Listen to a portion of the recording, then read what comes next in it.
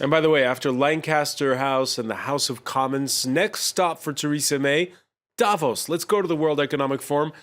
And to our business editor, Stephen Carroll, Brexit very much in the spotlight. Certainly is, and Theresa May, ahead of her speech tomorrow, is going to be scooped by her predecessor. David Cameron is already in Davos. He's addressing a dinner for the accounting company PwC this evening. It's something he'll be been paid handsomely for, but he's here talking to business leaders, getting out his message as the former Prime Minister. We also have the Mayor of London who's in Davos tonight. Sadiq Khan is going to be telling an audience organised by Morgan Stanley that he said that a hard Brexit could rip Britain apart. So there's going to be plenty of other people putting out their point of view before Theresa May gets her chance to speak here in Davos tomorrow. So it's going to be an interesting one to watch as things goes on. Of course, the other shadow being cast over this event is the inauguration of Donald Trump, which takes place on Friday. To talk about that and other issues a little bit further, I'm joined, I'm happy to say, by Jeff Schumacher, who's the CEO and founder of BCG Digital Ventures. Jeff, thanks for being with us. You work in a very interesting space because you work with startups, you work with big companies. How do you think Donald Trump being elected is going to change things for your business? Well, we're a unique firm, right? So we're a unique venture capital firm because we both invent and invest. And we're unique that we're global. So if you look at Trump and not getting into his principles, but looking at his policies and not arguing all of his policies, but just look at the policies that will affect the entrepreneurs and the early stage startups to which we work with, I think the biggest thing there is he's about taking regulation out of the market, which is good. That'll stimulate growth. And he's also about reducing corporate tax, which will help bring growth back into the market too. So I think those two policies are advantageous to the entrepreneur and to the early stage startup, and where you could almost see Trump being the entrepreneur's entrepreneur. One of the interesting things he's made noises about is encouraging big American companies to bring back cash they have stashed abroad. That could be a big opportunity for you. Yeah, I mean, if you look at the U.S. market is still the biggest market, even though we're in Asia, we're in Europe, but the U.S. is still the driver, right? So if you bring that capital back, and I think there's about $2.5 trillion parked on balance sheets, there's probably $1.5 trillion of the U.S. parked outside of the U.S., you start bringing that capital back, repatriate that capital, you're looking at pretty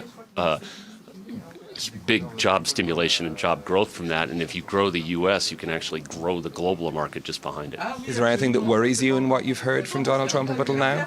I think if you get into this nationalistic isolationism that you kind of see with what's going on with Brexit and what's going on with Trump, job protection I don't think is a viable option, because if you're worried about jobs outsourcing to China or outsourcing to Mexico, really what's going to take jobs is technology. So you need to stimulate that growth, because technology will take jobs, but it'll also stimulate jobs.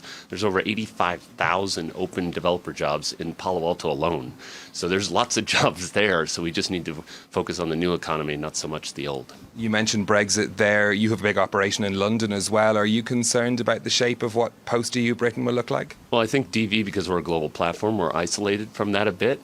But if you look at what you do by Brexit, you might create conditions for more capital to come into that market. But by taking yourself out of the European Union, you took a startup that had access to 500 million people down to 50. So you're basically 10xing downward the valuation of a company. Valuations of companies are based on addressable markets. If you have a smaller addressable market, you have a smaller valuation.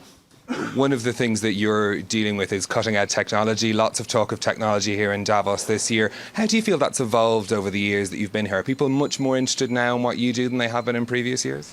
Well, if anything of the 200 meetings I have over 5 days would tell you anything, yes. So I think there's a lot of interest around it, and we're an early stage growth platform. We're probably one of the most active investors in early stage, both from a capital point of view and a sweat equity point of view. And that's one of the gaping holes, I think, in a lot of corporations. And our fundamental belief is the corporations are going to be the next evolution of growth in markets, and that's why we're here. And you're seeing optimism from those big companies here in Davos? I'm seeing extreme optimism where they're actually pretty aggressive, and it's their opportunity to go play offense. And in the corporate's mind, they've been playing defense for a long time now, buttoning down the hatches. So in the view that I'd give you, it's a lot more fun to score goals than it is to defend. It's a positive note to end on. Jeff Schumacher from BCG Digital Ventures, thank you for speaking to us on France 24. Quick look at the markets for you. European markets trading mixed today. We had gains in London and in Frankfurt, but the CAC 40 in Paris are finishing down about 0.1%. Over on Wall Street, things a little bit mixed. Of course, everyone's eyes on that inauguration on Friday. We've got shares in Goldman Sachs trading down today. That's after some of the gains. Of course, they've huge gains they've seen since Donald Trump's election, so plenty to watch there as trading goes on. More, of course, from the World Economic Forum over the next couple of days, but for now, it's back to you, Francois. Many thanks for that. Stephen Carroll reporting live from Davos.